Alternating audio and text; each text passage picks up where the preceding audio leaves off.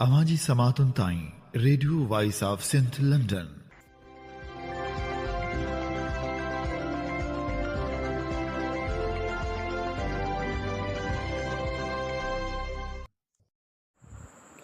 अवीं ॿुधी रहिया आहियो radio voice of Sindh London. अवां जी ख़िदमत में प्रोग्राम पेश कजे थो ख़बरुनि जी दुनिया। 16 मई 2025 जुमे जे ॾींहुं प्रोग्राम ख़बरुनि जी दुनिया साण करे आऊं अवां जी ख़िदमत में हाज़ुर अवां जो पंहिंजो मेज़बान हबीब लगारी। सभ खां पहिरियां पेश करियूं था ख़ासि ख़बरूं। सिंध में पाणी जी खोट ख़तमु न थी, सिंध जे हिसे जो वधीक पाणी चोरी। कारपोरेट फार्मिंग वारे मामले ते सिंध सरकार पारां ॻाल्हियुनि खां कनि लाटार। वकीलनि एहतिजाजी तहरीक जो चिताव ॾेई छॾियो। Communist party of Pakistan Sindh जे अॻवाननि पारां अवामी एक्शन कमेटीअ जे सरबराह एडवोकेट अहसान जी गिरफ़्तारी ऐं ॿियनि अॻवाननि जे घरनि ते छापनि जी मज़मत। फौरी तौरु एडवोकेट अहसान खे आज़ादु करण जो मुतालबो। सिंध यूनिवर्सिटी में शागिर्दनि जो बदस्तूर एहतिजाज जारी। ॿिए ॾींहुं बि एहतिजाजी मुज़ाहिरो कयो वियो। सिंधू दरिया ते धाड़े कारपोरेट फार्मिंग ऐं वसीलनि ते धाड़े ख़िलाफ़ अॼु क़ौमी अवामी तहरीक जी रैली रथियल। हाणे पेश करियूं था तफ़सीली ख़बरूं। सिंध में पाणी जी खोट मुसलसल वधी रही आहे। सिंध में पाणी जी खोट 35% हुजण बावजूदि सिंध खे गुड्डू बैराज ताईं पंहिंजे हिसे जो पाणी बि न पियो ॾिनो वञे, जॾहिं त सिंध जे हिसे जो वधीक 3,36,000 एकड़ फुट पाणी चोरी थी रहियो आहे। रुॻो तोसा खां गुड्डू बैराज ते रोज़ानी सिंध जो 26 खां 30,000 एकड़ फुट पाणी पंजाब पारां चोरी करण जो इंकशाफ साम्हूं आयो आहे।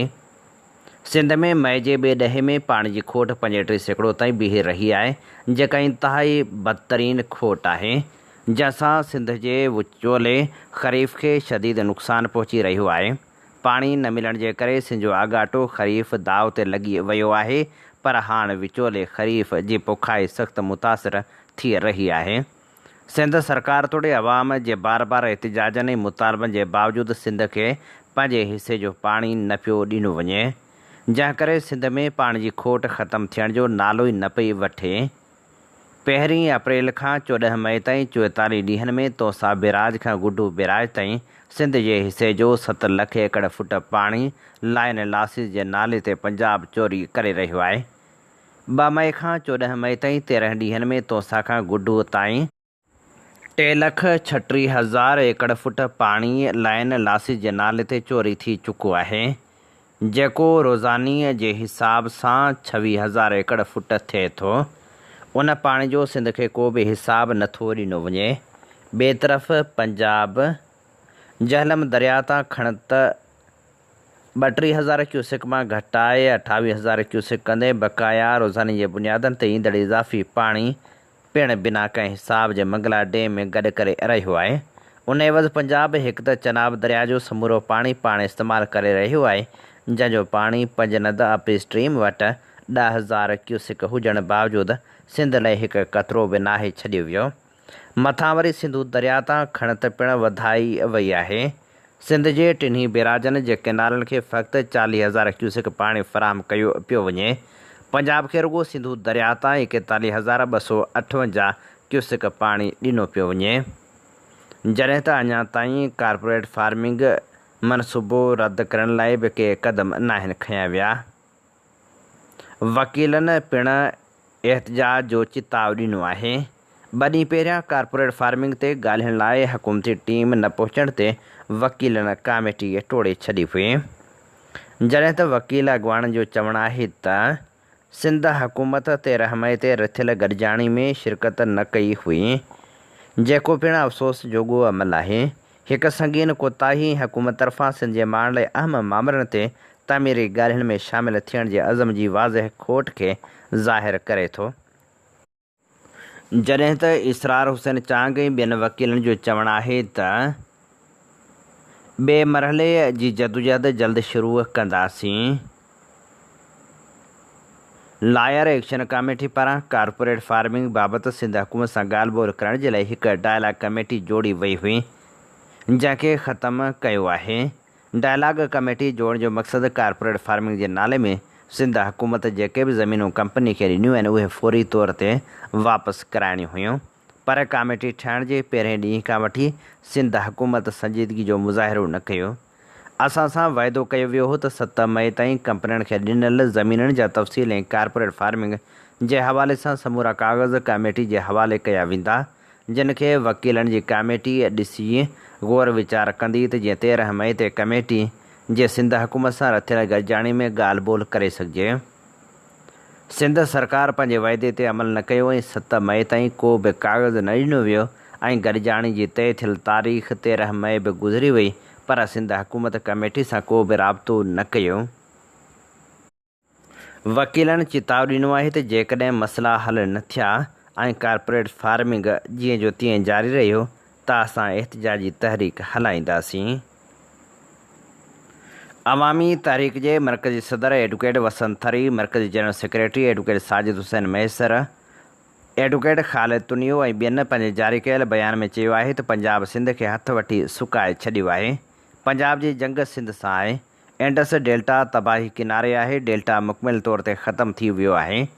कोटड़ी बैराज खां हेठि पाणी न छॾण सबबि दुनिया जो वॾो डेल्टा मरणी हालत में आहे।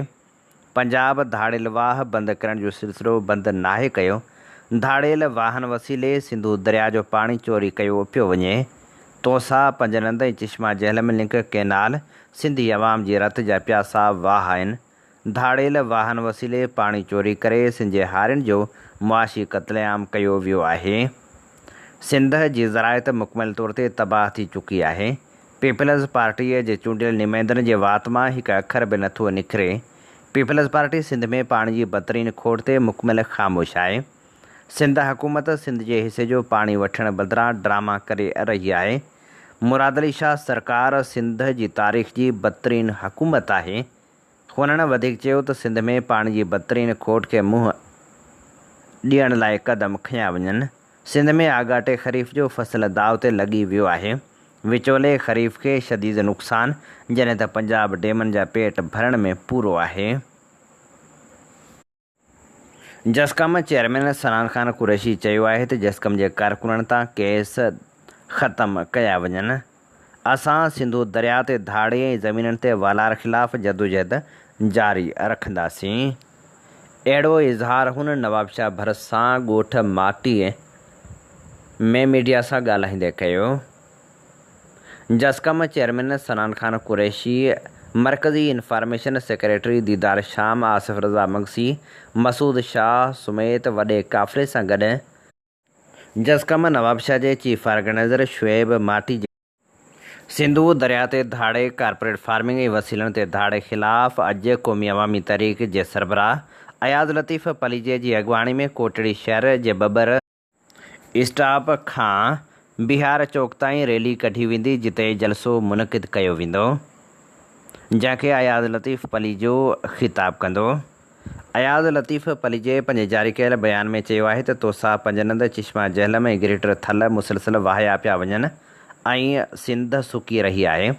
कारपोरेट फार्मिंग लाइ कैनाल कढण सां सिंध जो पाणी बंदि थी वेंदो। CCI वाज़ह फ़ैसिलो ॾियण बदिरां मामले खे लटकाए रही आहे।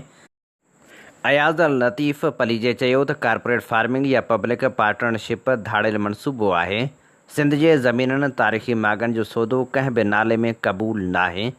पीपल्स पार्टी ऐं उनखे इक़्तिदार ते मुसलत कंदड़ ताक़तनि खे हर सूरत में कैनालनि जे मनसूबे तां दस्तबरदार थियणो पवंदो।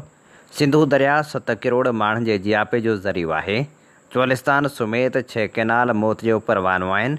सिंध हुकूमत दरिया ऐं ज़मीन लाइ सिंधी माण्हुनि जी हलंदड़ अज़ीम जदोजहद खे धकु हणण लाइ CCI मीटिंग में दोखो ऐं फ्रॉड कयो। ज़मीननि ते कब्ज़ा ऐं कारपोरेट फार्मिंग सां सिंध तबाह थी वेंदो। कैनालनि ठाहिण सां बुख वधंदी, ललपलाण थींदी ऐं ज़मीनूं रेगिस्तान में तब्दील थी वेंदियूं। कोटड़ी डाउन स्ट्रीम खे पाणी न मिली रहियो आहे। आबादगार ऐं हारी सख़्तु मुतासिर थी रहिया आहिनि। असांखे ॿुधायो वञे त असांजो कहिड़ो ॾोह आहे। असांखां पाणी ऐं वसीला छो खसिया पिया वञनि। ज़मीन पाणी वसीलनि ते कब्ज़ो ऐं नयनि कैनालनि जी तमीर मुल्क जी बका ख़िलाफ़ साज़िश आहे जंहिंखे असां कंहिं बि सूरत में कामयाबु थियण न ॾींदासीं। सिंधियन नेशनल कांग्रेस मर्कज़ पारां 18 मई ते मंझंदि 3 वॻे कारपोरेट फार्मिंग ख़िलाफ़ सिंधु दरिया ते धाड़े ख़िलाफ़ ऐं जबरी गुमशुदगियुनि ख़िलाफ़ हैदराबाद में मार्च कयो वेंदो। सिंध मार्च जे हवाले सां सिंधियन नेशनल कांग्रेस जे मर्कज़ी डिप्टी चीफ ऑर्गेनाइज़र सारंग चोए चयो आहे त मुक़दर आहे सिंधु देश मुक़दर आहे साईं जी एम सैद रहबर आहे। दोस्तो जीअं त तव्हां समूरनि साथियुनि खे ख़बर आहे त 18 मई 2025 ते सिंधियन नेशनल कांग्रेस पारां हैदराबाद स्टेट बैंक खां हैदराबाद प्रेस क्लब ताईं कारपोरेट फार्मिंग जे नाले में जेको सिंध जी लखें एकड़ ज़मीनुनि ते कब्ज़ो कयो पियो वञे उन जे ख़िलाफ़ सिंधु दरिया जेको सिंधी माण्हुनि जे जियापे जो ज़रियो आहे उन ते गैर क़ानूनी जेके केनाल अॾिया पिया वञनि उन जे ख़िलाफ़ ऐं रियासती इदारनि पारां क़ौमी कारकुननि जी जेका जबरी गुमशुदगी आहे उन जे ख़िलाफ़ ऐं रियासती ग़लति हिकमत अमलिन ग़लति पॉलिसियुनि ऐं साज़िश तहत जेका माहौलियाती तबाही कई पई वञे उन जे ख़िलाफ़ असां इन्हनि चइनि मसइलनि ते एतिजाजी मार्च कयूं पिया ऐं सिंध जे शऊर खे अपील थो करियां त वधि खां वधि हिन मार्च में शरीक थी करे पंहिंजे वतन सिंध खे बचाइण जे लाइ पंहिंजे वजूद खे बचाइण जे लाइ असांजो साथ ॾियो। अवामी एक्शन कमेटीअ जे सरबराह एडवोकेट अहसान जी गिरफ़्तारी ऐं एक्शन कमेटीअ जे ॿियनि अॻवाननि तारुफ़ अब्बास एडवोकेट, नफ़ीस एडवोकेट, नबरदार जावेद, नुसरत हुसैन ऐं ॿियनि जे घरनि ते छापनि जीअं कम्युनिस्ट पार्टी ऑफ पाकिस्तान पारां मज़मत कई वई आहे। Communist party of Pakistan J secretary general comrade इमदाद काज़ी पंहिंजे बयान में चयो आहे त एक्शन कमेटीअ जे हिक ॿिए अॻवान कामरेड शबीर खे 1 साल खां वधीक वक़्तु थी वियो आहे जो हुन जो नालो शेड्यूल 4 में दाख़िल आहे। हुन खे पंहिंजे ॻोठ ताईं महदूद करणु बुनियादी इंसानी हक़नि जी भञकड़ी आहे। अवामी हक़नि ऐं पंहिंजे वसीलनि जी हिफ़ाज़त लाइ जदोजहद करणी पवंदी। म्यूज़िक टीचरनि खे अञा ताईं ऑर्डर मिली नाहिनि सघिया। ज्वाइनिंग जो ऑर्डर न मिलण जे करे फ़नकार परेशानी में मुब्तला आहिनि। सिंध जे तालीम खाते पारां तालीम खाते में म्यूज़िक टीचरनि खे भर्ती करण जो फ़ैसिलो कयो वियो हो, जंहिंखां पोइ केतिराई मौसीक़ी जा उस्ताद मुक़ररु पिणु कया विया आहिनि, पर केतिराई उस्ताद ड्यूटी सरअंजाम नथा ॾियनि। ज्वाइनिंग ऑर्डर न मिलण ख़िलाफ़ सिंध हारी कमेटी ऐं ॿियनि अॻवाननि एहतिजाजी मुज़ाहिरो कयो।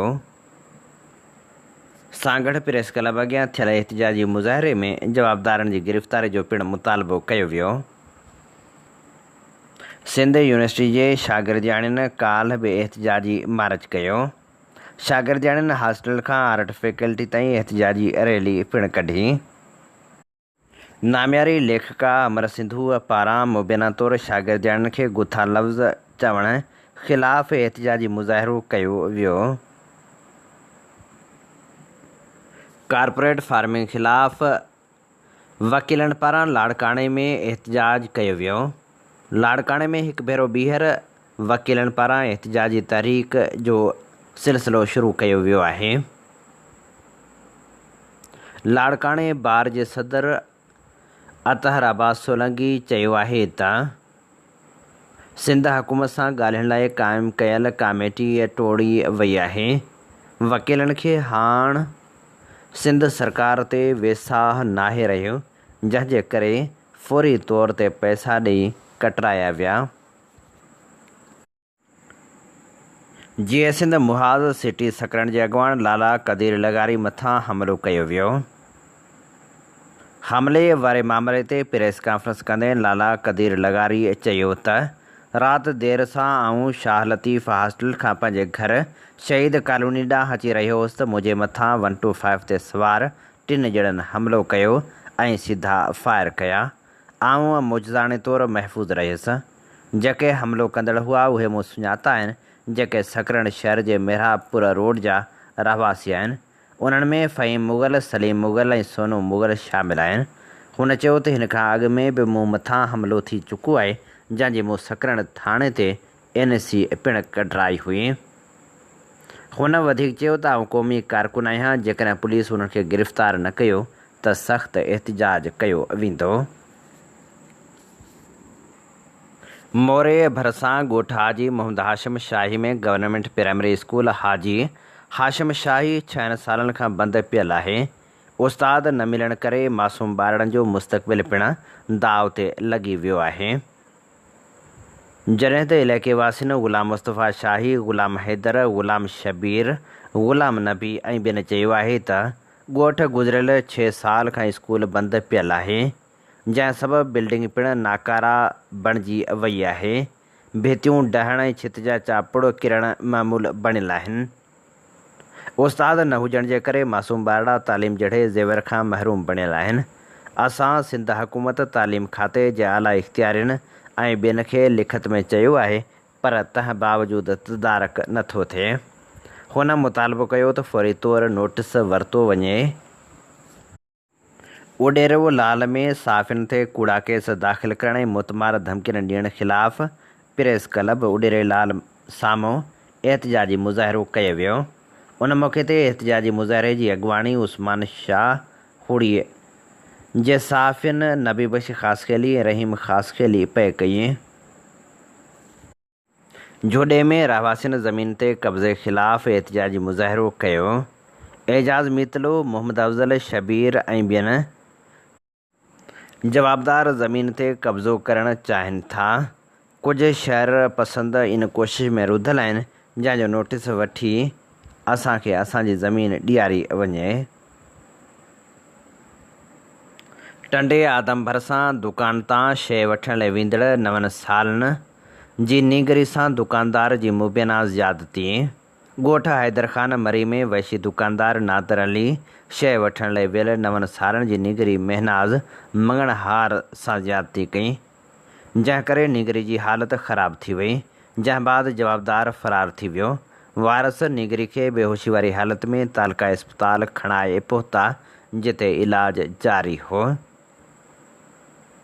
जॾहिं त नीगरी जे माइटनि ॿुधायो त असांजी न्याणी दुकान ते कपिड़नि धोअण जो सरफ़ ख़रीद करण लाइ वई त वहशी सिफ़त दरिंदे जवाबदार नादर ख़ासखेली मासूम नीगरी खे अकेलो ॾिसी ज़्यादती जो निशानो बणायो।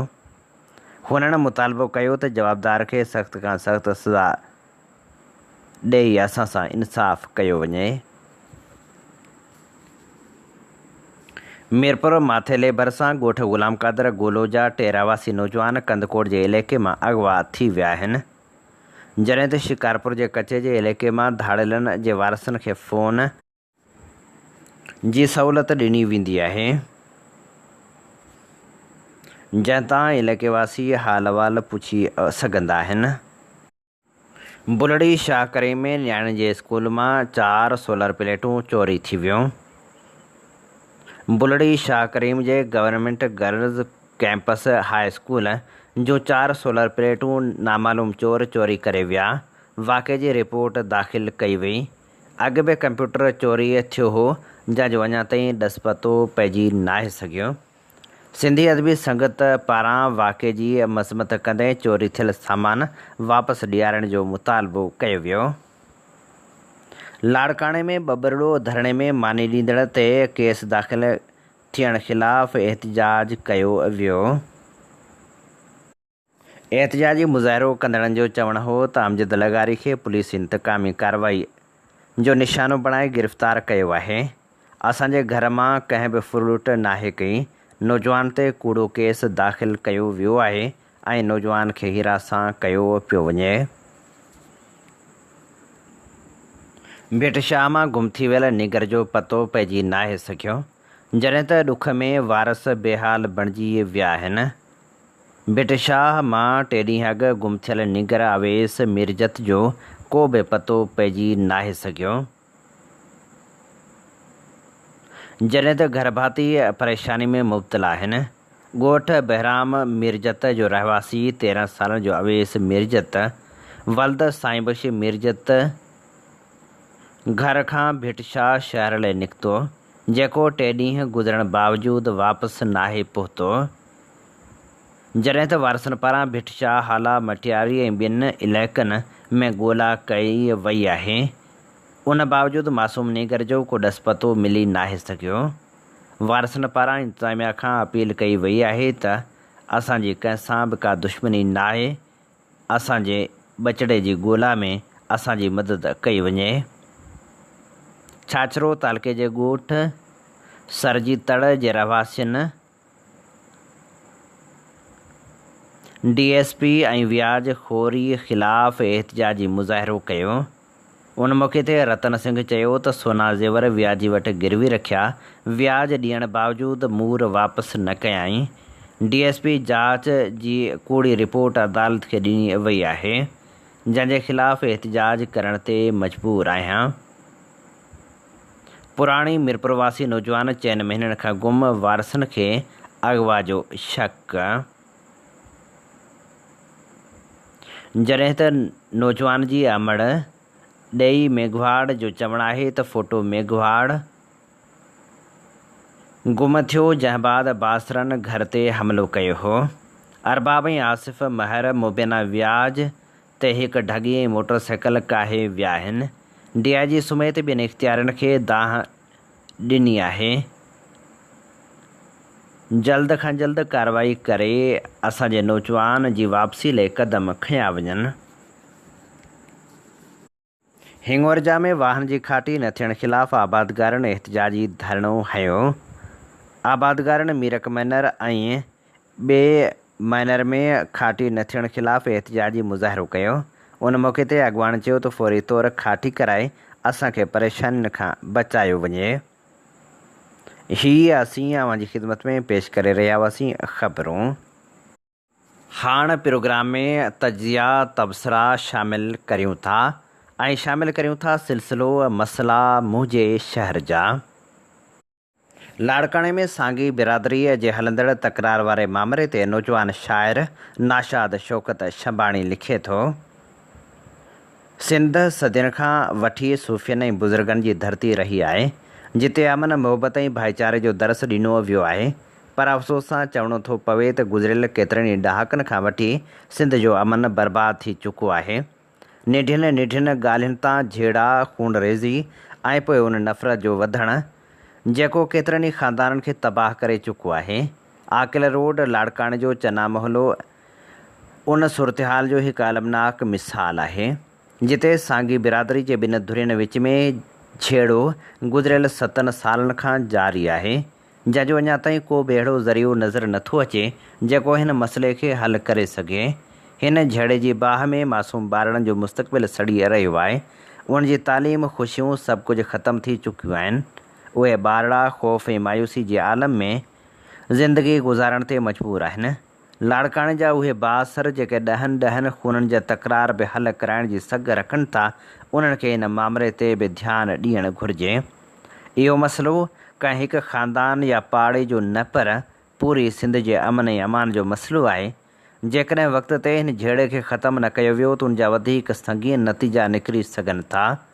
हिन सूरतहाल जो हिकु अफ़सोसनाक पहलू सिंध जी सक़ाफ़त जो हिसो रहंदड़ मशहूरु अदाकार ऐं डायरेक्टर अज़ीज़ सांगी जो रूपोश थियण बि आहे। हिकु अहिड़ो अदाकार जंहिं पंहिंजे फ़न सां सिंध जो नालो रोशन कयो, अॼु उहो रूपोशी जी तकलीफ़ वारी ज़िंदगी गुज़ारे रहियो आहे, जेको असां सभिनी लाइ ॾुख जी ॻाल्हि आहे।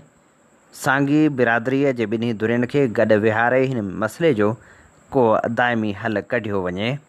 उन्हनि जे विच में ठाह करायो वञे त जीअं ॿीहर उन महले में अमन ऐं सकून क़ाइमु थी सघे, मासूम ॿारड़ा पंहिंजी ज़िंदगी ख़ुशी सां गुज़ारे सघनि।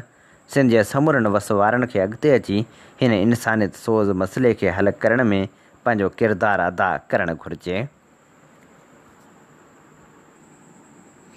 भिरिया रोड में ज़्यादती जे वधी वियल वाक़िअनि ऐं जवाबदार बगड़नि जी गैंग वारे मामले ते आफ़ताब मलाह लिखे थो। भिरिया रोड नौशर फिरोज़ जे हिकु माठीणी बस्ती हाणे वहशत जी हिकु अहिड़ी कहाणी जो मर्कज़ बणिजी चुकी आहे, जंहिंखे पढ़ी दिलि लरज़ी वञे थी। वर्दी में ढकियल पुलिस एहलकार कानून जा मुहाफ़िज़ न बल्कि बघड़ बणिजी विया आहिनि।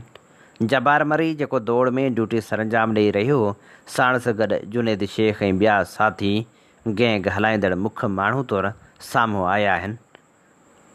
उहे मासूम बचड़नि खे न सिर्फ़ु ब्लैकमेल करे ज़्यादती जो निशानो बणाईंदा हुआ, पर उन्हनि जूं वीडियोज़ ठाहे खेनि धमकाए संदन ख़ानदान खां लखें रुपया वसूल कंदा हुआ। इतला मूजिबि उहे छोकिरा ॿियनि बीमार माण्हुनि खे बि ॾिना वेंदा हुआ। उहे सभु तॾहिं वाइखा थिया जॾहिं अली हैदर नाले हिकु मासूम छोकिरे उनजी ब्लैकमेलिंग मां तंग थी ख़ुदकशी जी कोशिशि कई। हुन जे बचण बाद जॾहिं खेसि हिमत ॾियारी वई त हुन थियल ज़ुल्मनि जो दास्तान पधिरो कयो, जेको सिर्फ़ु हिकु केस न पर सॼे निज़ाम ते फ़र्द जुर्म आहे। हिन ॾोहारी गैंग जे इंकशाफ़ ते टाउन चेयरमैन ऐं ॿियनि SSP सां मुलाक़ात बि कई। SSP सख़्तु नोटिस वठंदे DSP कंप्लेंट सेल जे सरबराही में 5 SHOs ते ॿधल जांच टीम जोड़ी आहे। जांच में काफ़ी अॻभराई बि थी आहे, पर सवाल सिर्फ़ु उन मुजरमनि जी गिरफ़्तारी जो नाहे, सुवाल आहे उन ख़ामोश निज़ाम जो जेको अहिड़नि माण्हुनि खे वधणु ॾिए थो। आख़िर उहे कहिड़ा सबब आहिनि जो ही माण्हू बिना ख़ौफ़ जे ही कारोबार हलाईंदा रहिया? उन्हनि खे कहिड़ी पुठभराई हासिलु हुई? कहिड़ो इदारो या कहिड़ी वर्दी उन्हनि जे तहफ़ुज़ में हुई? ऐं सभ खां अहम, छा उहे अकेला हुआ? असांखे उन निज़ाम खां बि पुछाणो करिणो पवंदो जंहिंमें मासूमनि जी दांह ॿुधण वारो को बि न हो। अॼु जेकॾहिं अली हैदर वांगुरु को ॿार चुप रहे हा त शायदि अॼु बि उहा गैंग सरगर्म हुजे हा। सिर्फ़ु गिरफ़्तारी काफ़ी न आहे, सिर्फ़ु जांच काफ़ी न आहे, सिर्फ़ु नोटिस वठणु काफ़ी न आहे। मुकमिल अदालती जांच, क़ानूनी सज़ा ऐं वर्दी अंदरि लिकियल बघड़नि जी सुञाणप लाज़मी आहे। ख़ामोशी हाणे ॾोह आहे। जागो, ॻाल्हि करियो ऐं उन्हनि मासूमनि लाइ आवाज़ु बणिजो जेके अञा बि ॾिनल आहिनि। इन ते ई प्रोग्राम ख़बरुनि जी दुनिया जो वक़्तु पुॼाणी ते पहुचे थो। पंहिंजे मेज़बान हबीब लगारी खे ॾींदा इजाज़त। जेॾहिं पेर तेॾहिं ख़ैर। अवां जी समातुनि ताईं radio voice of Sindh London